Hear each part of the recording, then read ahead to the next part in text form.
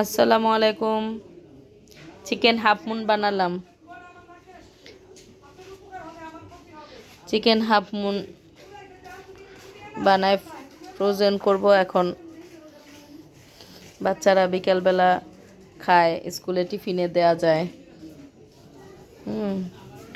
বাচ্চাদের জন্য রেডি করে রাখা।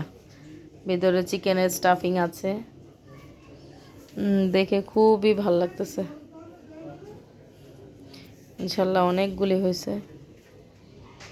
এখন শুধু ফ্রিজে রাখবো, ফ্রোজেন থাকবে, বের করে করে ভেজে দেব। বাচ্চাদের জন্য নাস্তায় খুব ঝটপট সমস্ত করে রাখলে সুবিধা হয়।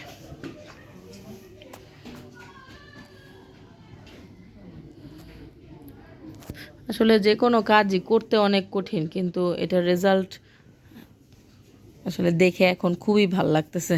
কতগুলি বানানো হয়েছে। ভাবছিলাম অল্প কয়টা বানাবো, বানাতে বানাতে অনেকগুলি বানাই ফেললাম।